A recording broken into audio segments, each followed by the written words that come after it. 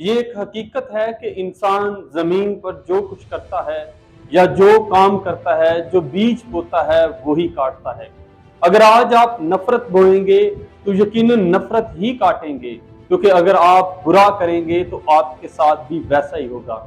ये एक मकापाते अमल है कि इंसान दूसरों के साथ जो कुछ करता है वही कुछ उसके साथ भी होता है। आज मैं एक शख्स का वाकया जो है आपके सामने रखूंगा। एक बादशाह जो है वो जब गलियों से गुजर रहा था तो वो एक बूढ़े शख्स से मिलता है और उससे कहता है कि काश जो दरख्त तू आज लगा रहा है, अगर तू इसे अपनी जवानी में लगाता तो तू इसका फल खाता। लेकिन बूढ़े ने उसे जवाब दिया कि ए बादशाह, मैं जवानी ही से काम करता आया हूं और अब भी मैं काम कर रहा हूं और मुझे यकीन है कि मैं इसका फल खाऊंगा, और अगर इसका मैं फल ना भी खा सका तो मेरी औलाद, मेरे बच्चे इसका फल जरूर खाएंगे। तो बादशाह ने उससे पूछा कि तेरी उम्र कितनी है? तो उस बूढ़े शख्स ने जवाब दिया कि मेरी उम्र 100 साल है। तो बादशाह बड़ा हैरान हुआ। बादशाह ने कहा, ठीक है, जब तू इसका फल खाए तो मुझे भी याद करना। और जब वक्त पूरा हुआ और उस अंजीर का फल पका तो उस बूढ़े शख्स को बादशाह की बात याद आई और उसने वो फल एक टोकरी में लिया और फल लेकर बादशाह के दरबार में हाजिर हो गया। और उसने दरबारियों से कहा कि मैं बादशाह से मिलना चाहता हूँ। और जब वो फल लेकर बादशाह के हजूर में पहुंचा, उसे कहा कि बादशाह, तूने कहा था, याद किया था कि जब फल पके तो मुझे याद करना, मैं तेरे हजूर में आ चुका हूँ। और बादशाह ने अपने मुलाजमों से कहा कि फल ले लो और इसके इव्ज जो है इसे चांदी के सिक्कों से इसकी टोकरी भर दो। और जब उन्होंने वो टोकरी खजाने से भर दी तो जो उसके दरबारी थे वो बड़े हैरान हुए और उन्होंने बादशाह से कहा कि बादशाह, क्या जरूरत थी कि तूने एक टोकरी के फल के वजह से इतना सारा खजाना दे दिया? बादशाह ने कहा कि जिसे खुदा इज्जत दे उसकी इज्जत कौन कम कर सकता है। और बादशाह ने कहा कि यकीनन ये अजर जो है उसे खुदा ने दिया है। कुछ बादशाह ने बूढ़े के साथ किया, ये उसका अजर था, ये उसकी मेहनत थी जो वो अपनी जवानी में कर रहा था। आपको भी खुदा किसी भी वक्त अजर दे सकता है। आप जो नेकी करते हैं, जो अच्छा काम करते हैं, दूसरों के साथ भलाई करते हैं, वो इस बुनियाद पर करें कि इसका अजर आपको खुदा ने देना है। आज हम इसी तरह एक औरत के बारे में जानेंगे जिसका नाम रूत है। रूत जो है वो बेवा है और रूत की सास जो है वो उसका शौहर फौत हो चुका है। और रूत का जो ससुराल है, जो उसकी सास है और उसका खामन जो है, जब मुल्क के अंदर काल पड़ा तो वो बैतलहम से निकलकर मुआब के अंदर चले गए। जब वो मुआब में चले गए और वहां पर जिंदगी गुजारने लगे तो वहां पर रूत जो है और रूत का खामन जो है और उसका ससुर जो है वो फौत हो जाते हैं। और नौमी जो है, ना उसके बेटे रहते हैं ना उसका खामन रहता है। और जब वो सोचती है कि इस जमीन पर मेरे पास कुछ नहीं रहा और मेरा कोई आसरा नहीं है, तो वो मुआब से निकलकर जो है अपने मुल्क के अंदर आती है। और जब अपने मुल्क में आ रही होती है तो वो अपनी बहू से, उर्फा और रूत से कहती है कि ए बेटियों, तुम वापस चले जाओ, क्योंकि अब भी वक्त है।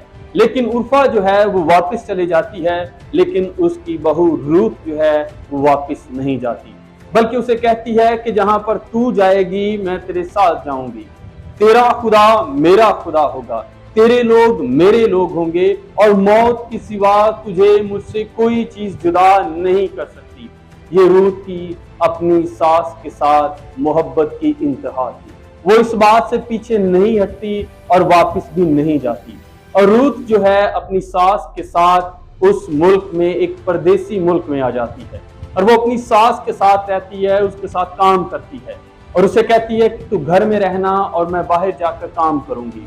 और जैसे ही रूत जो है वो अपने घर से निकलकर खलियान में काम करती है और वहां से जो है अनाज जमा करती है। और जब वो अनाज जमा करती है तो वो वापस अपनी सास के पास लेकर आती है। और लोग भी बड़े हैरान होते हैं कि रूत जो है वो अपनी सास का इतना ख्याल रखती है और उस सारे मुल्क के अंदर जो है रूत की शोहरत फैल जाती है। और जिसके खेत में वो काम करती है उसका नाम बोइस है और बोइस जो है उसके साथ हमदर्दी करता है और उसे बताता है कि जिस तरह तू अपनी सास के साथ हमदर्दी करती है, सारा शहर जानता है और मैंने भी तेरे साथ हमदर्दी की है और तू जहां चाहे वहां से तू जो है बालियां चुन सकती है। तुझे कोई शख्स मना नहीं करेगा। और अब रूत जो है वो बाआसानी कहीं से भी जो है वो बालियां चुन सकती है, क्योंकि बोइस जो है वो भी उस पर मेहरबान है। और जब फसल खत्म हो जाती है और जब आखिरी दिन होता है तो रूत की सास जो है नोमी उसे कहती है कि तू आज तैयार होकर जो है खलियान में जाना, क्योंकि आज ज़याफत होगी और जब सब खा पी चुकेंगे और जब सब आराम कर रहे होंगे तो तू बोइस के पास जाना और उसे कहना कि वो हमारी हिफाजत और निगहदाश्त करे। और रूत जो है वो जाकर ऐसा ही करती है। लेकिन बोइस उसे कहता है कि मैं तुम्हारा करीबी हूँ, मैं तुम्हारे खानदान में तुम्हारा रिश्तेदार हूँ और सबसे ज्यादा करीबी हूँ, लेकिन एक शख्स और है जो मुझसे भी ज्यादा तुम्हारा करीबी है और मैं उससे बात करूंगा। और बोइस जो है उस शख्स से बात करता है और उसे कहता है कि मैं चाहता हूं कि तू इस बात को जाने और जो खेत है नोमी का और उसकी बहू जो है तो उसको ले, क्योंकि बनी इस्राइल के अंदर ये रवायत है कि जिसका शौहर मर जाए उसकी जमीन और उस औरत को जो है एक दूसरा जो उसका करीबी रिश्तेदार है वो उसे ले सकता है। तो बोइस उसे कहता है कि इसका पहला हक जो है वो तेरा बनता है, लेकिन वो शख्स इनकार कर देता है। लेकिन बोइस जो है इस बात को एक्सेप्ट करता है कि वो इनकी हिफाजत भी करेगा और निगहदाश्त भी करेगा। और यूं जो है बोइस जो है रूत से शादी कर लेता है और खुदा जो है रूत से जो है उसे औलाद से नवाजता है और सारे लोग खुश होते हैं कि खुदा ने रूत को जो है एक औलाद से नवाजा है। और नोमी जो है वो और ज्यादा खुश होती है कि खुदा ने मुझे औलाद वाली बना दिया है, खुदा ने मुझे जो है। और नोमी भी इस बात से खुश होती है कि खुदावन ने हमें औलाद बख्शी है और ये खुदावन की तरफ से है। मेरे जो जब हम कोई नेकी करते हैं, क्योंकि रूत ने जो है वो अच्छाई की अपनी सास नोमी के साथ, वो उसकी वफादार रही और जब उसकी वफादार रही तो फिर खुदा ने उसके लिए आसमान को खोला और रूत का नाम जो है वो यीशु मसीह के नस्ब नामे में भी शामिल हुआ। ये सारी बरकत जो है उसे तब मिली जब वो दूसरों की मदद करने लगी। रूत ने अपनी सास की मदद की तो फिर खुदा ने उसके लिए आसमान खोला। जब आप किसी दूसरे की मदद करेंगे तो इसका अजर भी खुदावन आपको आसमान से मुहैया करेगा। आपको परेशान होने की जरूरत नहीं है कि जो मैंने नेकी की है उसका अजर कहीं नहीं है, लेकिन उसका अजर जो है वो खुदावंद के पास है और खुदावंद ही आपको अजर देगा और खुदावंद ही आपको सरफराज करेगा।